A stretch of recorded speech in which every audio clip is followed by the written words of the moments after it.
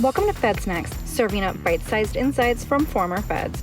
On today's menu, Travis Hoppe, former Chief AI Officer at the CDC, now Founder and Chief AI Officer at GroundVue. I have been in the federal government for about 15 years. I joined as a postdoc at the National Institutes of Health. I did 2 postdocs there, working on protein folding before it was cool, and then ended up joining the Office of the Director, working on grants analysis and early AI work over there.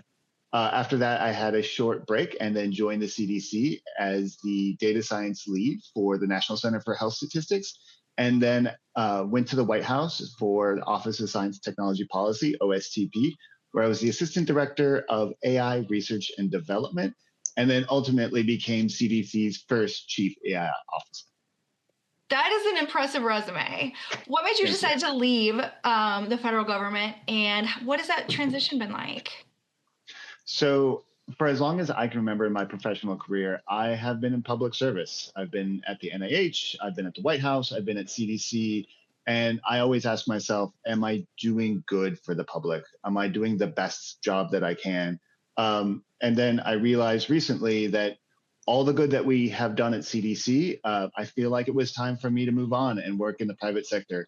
I think there's a real opportunity now for those leaving federal government to go to the private sector and do some great public sector work. And we found an opportunity and we found some investment and we're going for it. Tell me a little bit about GroundVue, your role there, and how the company supports the government.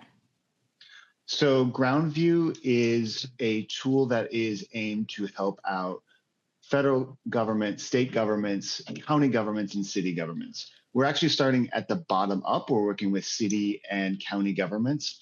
We're looking at the public meetings that they post. So there's city council meetings, there's school board meetings, there's board of supervisor meetings, and we're analyzing these meetings not just to capture what they have said, but to listen on the different policy domains and start tagging the policy domains and listen to the frames of reference and how they're talking about these issues so we can connect them across their own chronological history, but across jurisdictions as well, with the goal for hopefully better policy decision-making.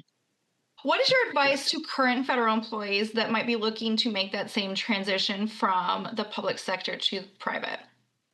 So those of you that are in the federal government, especially those of you that are technologists, you guys know what your worth is on the public market. You know how much you might be getting paid, and you join the federal government to serve the mission of the agency that you join. And so the best advice that I can give to anybody out there that's looking is to find another organization, whether they're a nonprofit or a corporation that has an alignment that is in with your values, that still aims to serve the public. I like that. Know your worth, stick with your mission. I think that's great advice. Thank you for joining me today on Fed Snacks. Thanks, Laura. For more Fed Snacks, head to govciomedia.com.